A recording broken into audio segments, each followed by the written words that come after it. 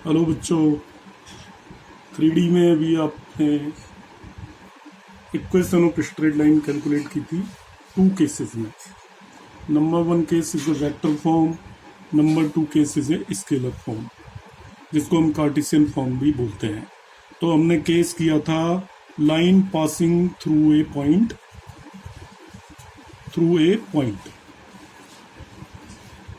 And parallel to a vector.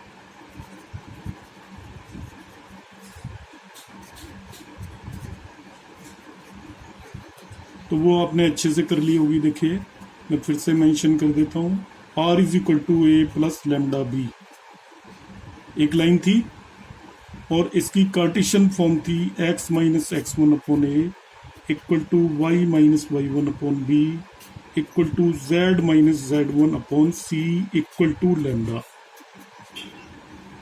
तो हमने अच्छे से कर ली। हमें पता है कि this line is passing through a point whose position vector is a, it is parallel to vector B.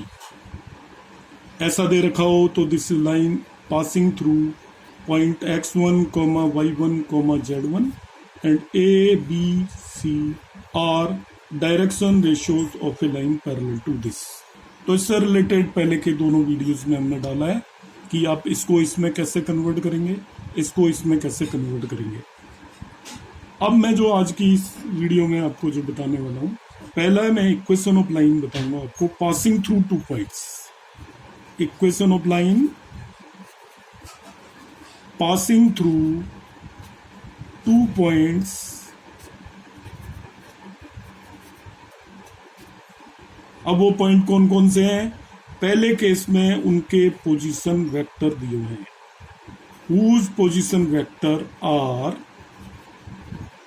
A and b. 2 point से पास हो रही है लाइन, उन दोनों पॉइंट्स के पोजीशन वेक्टर क्या दिए हुए हैं आपके? A and b. Equation of line निकालनी है passing through 2 point whose position vector are a and b. तो बच्चों देखिए, बड़ा सिंपल है। आर इक्वल टू यहाँ पे लिख देंगे ए प्लस लैम्डा बी माइनस ए। कितना सिंपल है देखिए। इक्वेशन ऑफ स्ट्रेट लाइन क्या हो जाएगी? R is equal to A plus lambda B minus A.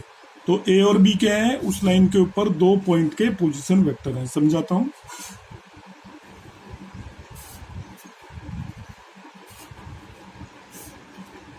ये हमारी स्ट्रेट लाइन है। पहले जो हम केस करते थे उसमें एक पॉइंट का पोजीशन वेक्टर दिया होता था, जिसे हम ए बोल देते थे। अब उसने एक के अलावा दूसरे पॉइंट का पोजीशन वेक्टर भी दे दिया, इसे बी बोल देते हैं। इस पे एक कोई पॉइंट पी लेंगे हमेशा की तरह, उसको हम क्या बोल देंगे?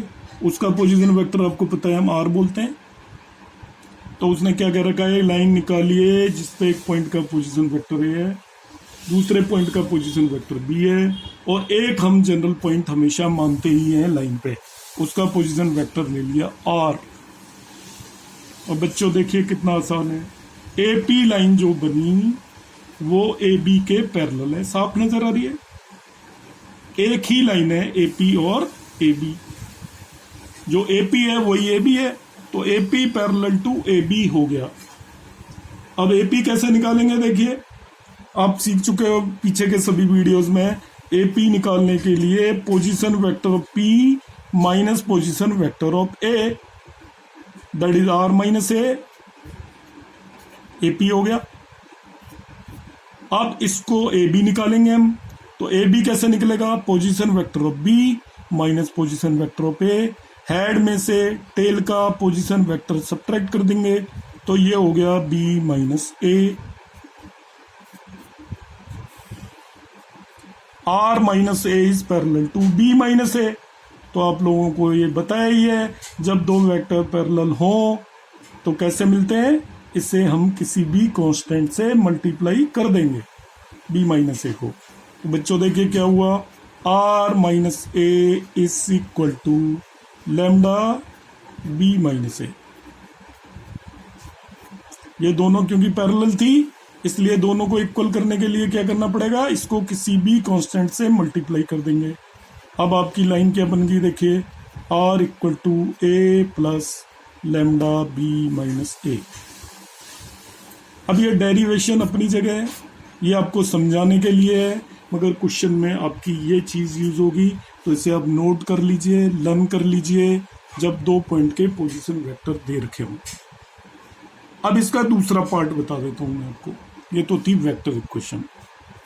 अब बजाय उसने पोजीशन वेक्टर के कोऑर्डिनेट दे दिए हों 2 पॉइंट्स के, ठीक है, तो हमें निकालना है equation of line passing through. एक पॉइंट कौन सा दे दिया उसने, x1, y1, z1, और दूसरा पॉइंट कौन सा दे दिया बच्चों, x2, y2, z2। अब बजाय वेक्टर के कार्टेशियन इक्वेशन निकालनी है। कार्टेशियन इक्वेशन,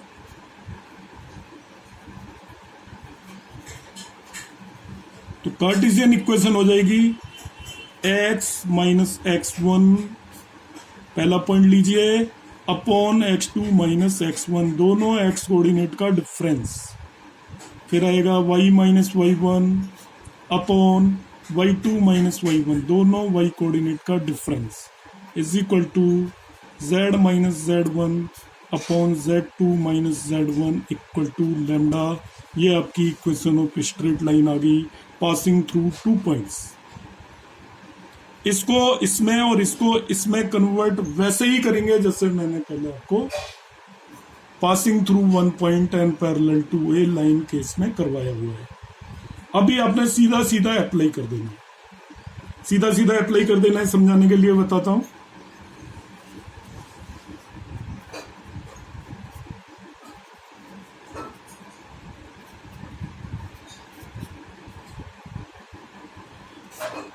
करे लाइन निकालिए, इन 2 पॉइंट से पास हो रही है। कितना इजी है देखो, ये x1 y1 z1 है, x2 y2 z2 है। कार्टेशियन फॉर्म निकलवा रहा है, तो देखिए x माइनस x1, x1 क्या होगा, ये divided by x2 minus x1, y minus y1, y1 हो गया ये divided by y2 minus y1, z minus z1 divided by z2 minus z1। खत्म हो गया बच्चों क्वेश्चन।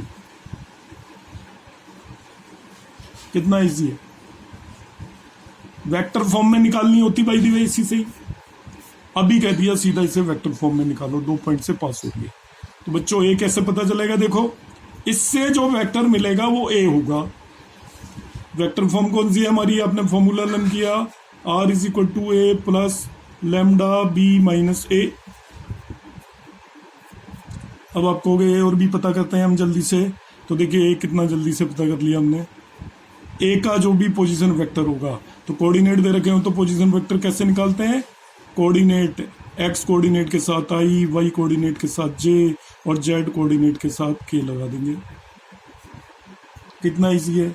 बी निकालना है तो बच्चों कैसे निकालोगे, एक्स कोऑर्डिनेट बी के साथ आई, वाई कोऑर्डिनेट के साथ जे और जेड कोऑर्डिनेट के साथ के लगा दिया। अब वैल्यू रख दी, ये तो हमें अच्छे से आता है। तो इतना सिंपल है 2 पॉइंट फॉर्म में। यदि दोनों पॉइंट्स के पोजीशन वेक्टर दे दिए हों तो ये फॉर्मूला सीधा लगा दीजिए। दोनों पॉइंट्स के कोऑर्डिनेट दे दिए हों तो आप इस फॉर्मूले के अंदर x1 y1 z1 x2 y2 z2 रख दीजिए। अब मैं बात करूंगा जो मेन है आपका, एक 6 मार्क का क्वेश्चन यहां से पक्का आएगा। 6 मार्क्स पक्के, सब लिख लो आप सोचोगे सर को कैसे पता, पिछले 25 ईयर से किसी भी पेपर को उठा के देख लो, ये क्वेश्चन पक्का है। तो अब 6 नंबर पक्का समझना है, और ये क्वेश्चन है shortest distance between 2 straight lines.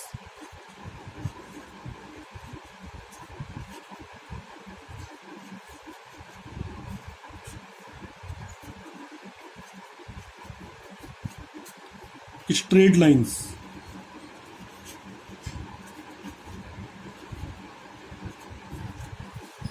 बच्चों 2 तरह की लाइन होती है, ये 3D की बात कर रहे हैं।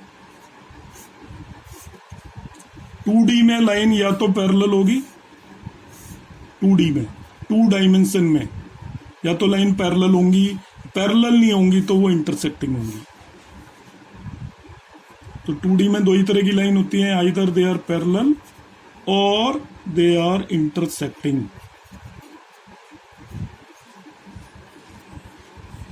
मगर 3D के अंदर पैरेलल नहीं होते हुए भी वो ऐसी भी लाइन पॉसिबल है जो पैरेलल भी नहीं है और इंटरसेक्टिंग भी नहीं है। क्योंकि 3 डायमेंशन में बच्चों क्या होता है, आपकी अलग अलग डायरेक्शन में लाइन बन सकती है। एक लाइन हमने अपनी रूम की फ्लोर पे बना ली, एक लाइन सीलिंग पे बना ली, दोनों पैरेलल नहीं होते हुए भी इंटरसेक्ट नहीं करेंगी। तो 3 डायमेंशन के अंदर दो लाइन यदि पैरेलल नहीं है तभी भी जरूरी नहीं है वो इंटरसेक्ट करें। ऐसी लाइंस को बोलते हैं स्क्यू लाइंस। तो स्क्यू लाइंस कौन सी हो गई 3D में? जो पैरेलल भी नहीं है, नाइदर पैरेलल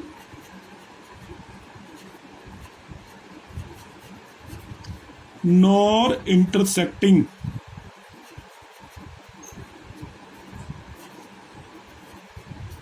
पेपर पे तो बना नहीं सकते, ऐसा है जैसे एक लाइन मैंने इस पेपर पे बना दी, दूसरी लाइन इस पेपर पे बना दी, तो वो दोनों एक दूसरे को इंटरसेक्ट नहीं करेंगी। तो 3 डायमेंशन के अंदर ऐसा पॉसिबल है यदि दो लाइन पैरेलल नहीं होते हुए भी एक दूसरे को इंटरसेक्ट नहीं करें। क्योंकि 3 डायमेंशन में ऊपर नीचे हो सकती है लाइन। एक लाइन नीचे बना दी आपने और उससे दूसरी लाइन उससे थोड़ा ऊपर बना दी आपने, स्ट्रेट लाइंस अलग अलग डायरेक्शन में। एक नॉर्थ टू साउथ बनाई आपने थोड़ा नीचे, और एक उससे ऊपर ईस्ट टू वेस्ट डायरेक्शन में लाइन बना दी, तो दोनों पैरेलल नहीं होते हुए भी एक दूसरे को इंटरसेक्ट नहीं करेंगी।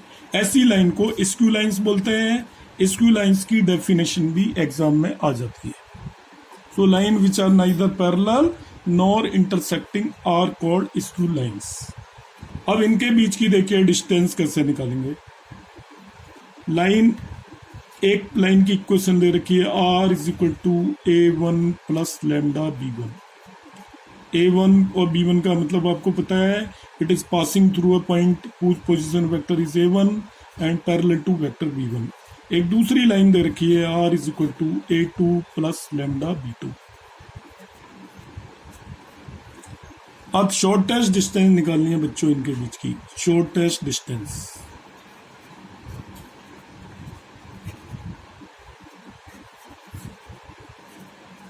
डेरिवेशन में किसी और उसमें बताऊंगा, अभी क्वेश्चन कैसे होते हैं वो हम डिस्कस करने वाले हैं यहाँ पे। तो शॉर्टेस्ट डिस्टेंस का फॉर्मूला है d equal to b1 cross b2 dot a2 minus a1 upon magnitude of b1 cross b2। जो भी आया इसका पूरे का मॉड्यूलस लेना है। पूरे का मॉड्यूलस क्यों लिया आपको पता है? क्योंकि distance can not be negative, इसलिए यदि ये नेगेटिव भी आ रहा है तो आपको मॉड्यूलस लेना है। तो देखिए कितना सिंपल हो गया, दो लाइंस दे रखी हैं, आपको पता चल गया it is passing through a1 parallel to b1, it is passing through a2 parallel to b2। तो इनके बीच का शॉर्टेस्ट डिस्टेंस क्या होगा? b1 cross b2 dot a2 minus a1 divided by magnitude of b1 cross b2 का modulus. इसी में अभी देखिए मैं क्वेश्चन बताऊंगा। दूसरी चीज है लाइंस आर इंटरसेक्टिंग, कैसे पता चलेगा? देखो इंटरसेक्टिंग, बच्चों कहीं भी आपसे पूछ ले कि आप चेक करके बताइए ये लाइन इंटरसेक्टिंग है या नहीं, तो आपको पता ही है इंटरसेक्ट करेंगी तो शॉर्टेस्ट डिस्टेंस d क्या हो जाएगी? 0। सिंपल है भाई, कोई इंटरसेक्ट दो चीजें करती हैं तो उनके बीच की डिस्टेंस तो 0 ही होगी ना। तो डिस्टेंस 0 होगी, इसका मतलब इस चीज को 0 रख दें, तो ये 0 कब आएगी? देखो यहां से, जब ये न्यूमेरेटर 0 होगा, इसका न्यूमेरेटर क्या होगा आपका? 0। तो न्यूमेरेटर क्या है? b1 cross b2 dot a2 minus a1 निकालेंगे, और ये यदि आपका 0 आ जाता है तो हम कह देंगे कि लाइन्स इंटरसेक्टिंग है। देखिए कितना इजी है। आपसे क्या है, show that lines are intersecting, तो हम क्या करेंगे, B1 cross B2 dot A2 minus A1 निकालेंगे और वो 0 आ जाए तो लाइन्स को इंटरसेक्टिंग कह देंगे। दूसरी चीज हो गई। अब तीसरी जो इसमें लास्ट बात है, इसके बाद मैं आपको क्वेश्चंस कराऊंगा एक दो। वो कह रहा है if two lines are parallel, if two lines are parallel.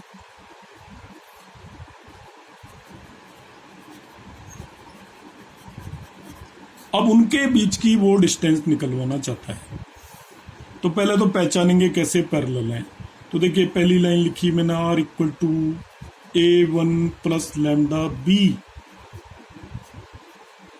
R equal to A1 plus lambda B लिख दिया देखो। और दूसरी लाइन लिखी बच्चों देखो, R equal to A2 plus mu B। तो अब ध्यान से देखेंगे इन दोनों में ये वाली चीज सेम लिखी है, यहां पे सेम नहीं थी। इसका मतलब ये किसी और वेक्टर के पैरेलल थी दोनों।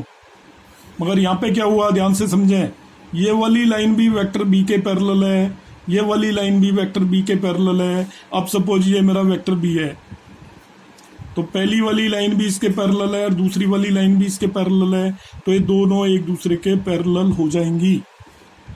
आप आइडेंटिफाई कैसे करोगे दो लाइन पैरेलल है या नहीं? तो जो ये लैम्डा या जो भी कांस्टेंट रखा है उसके साथ वेक्टर दोनों में यदि कॉमन हो जाए तो वो दोनों लाइन पैरेलल हो जाएंगी। अब बच्चों दोनों लाइन पैरेलल हैं तो भाई उनके बीच के डिस्टेंस के लिए हम क्या करेंगे, अब यहाँ B1 B2 अलग अलग तो है नहीं, ये तो दोनों ही B हो गए, तो उसकी डिस्टेंस का आपको फॉर्मूला यूज करना है, D equal to B cross A2 minus A1 divided by magnitude of B and modulus of this whole thing। आपका ऊपर वाला फॉर्मूले में B1 क्रॉस B2 की जगह हम B ले लेंगे। तो बच्चों shortest distance of straight line में ये तीन चीजें ही हैं जिसपे बेस क्वेश्चंस हैं। पहली चीज क्या है आपका, this is first line, this is second line, this line is passing through A1 parallel to B1, this line is passing through A2 parallel to B2। Shortest distance निकालना है, so this is the formula. यदि आपसे कह दे कि दो lines intersecting है prove करो, तो दिस डॉट दिस, इसको 0 प्रूव कर देंगे। आपसे कहते हैं टू लाइंस पैरेलल हैं, उनके बीच की डिस्टेंस निकालो। पैरेलल देख के कैसे पता चलेगा, कांस्टेंट के साथ जो वेक्टर लगाया वो सेम है, तो पैरेलल देख के पता चलेगा। ठीक है, तो ये फॉर्मूले होपफुली आपको सबको क्लियर हो गए होंगे। अब मैं देखिए इसमें क्वेश्चंस आपको बताता हूँ एक दो समझाने के लिए कैसे करना है। तो बच्चों देखिए शॉर्टेस्ट डिस्टेंस हम निकालेंगे। आपका NCERT का 478 पेज पर क्वेश्चन नंबर ले रहे हैं हम 14, क्वेश्चन नंबर 14।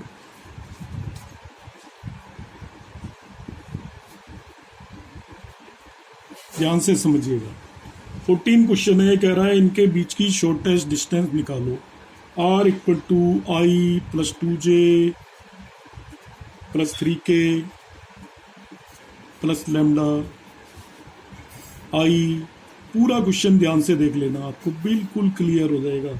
आपको कोई ज़रूरत नहीं पड़ेगी, आपके 6 नंबर पक्के जैसे ही आप ये मेरा क्वेश्चन देख लेंगे, पूरा वीडियो ध्यान से समझ लेंगे। यदि जो कुछ समझ में नहीं आता है पोज करके नोट कराएं, जितने भी फॉर्मूले मैंने तीनों लिखाए हैं उन्हें 2-3 बार याद कर लें, आपका काम खत्म हो जाएगा। हाफ-एन-आवर का ज़्यादा से ज़्यादा ये वीडियो है। आपके 6 क्वेश्चंस पूरे, एक क्वेश्चन 6 नंबर का बिल्कुल सही हो जाएगा। देखो ये आपको दो लाइंस की इक्वेशन दे रखी है और दोनों के बीच की डिस्टेंस निकालनी है। तो देखिए फॉर्मूला लिख लेंगे सबसे पहले। देखिए कितना इजी है। सबसे पहले क्या काम करेंगे, फॉर्मूला। तो जब गाड़ी में जाते हैं तो मैं GPS मूव करवाता है, वैसे ही हम इस फॉर्मूले के बेस पे मूव करेंगे। B1 cross B2 dot A2 minus A1 upon magnitude of B1 cross B2। 6 number कैसे मिलेंगे, देखो एक नंबर ये हो गया पक्का। अब आप 4 चीजें पता करें, A1 A2 B1 B2। आपको भाई पता करते हैं जल्दी से। आप A1 पता करते हैं सबसे पहले। तो आप क्या करोगे, ये आपको पता चल गया A1, ये A1 plus lambda B1 r equal to क्या है इक्वेशन, ये A1 प्लस लैम्डा B1। दूसरी वाली को क्या कह देंगे हम जल्दी से, A2 प्लस लैम्डा B2। तो अब दिखने लग गया हमें साफ साफ। A1 तो क्या है, A1 इक्वल टू हो गया I plus 2J plus 3K।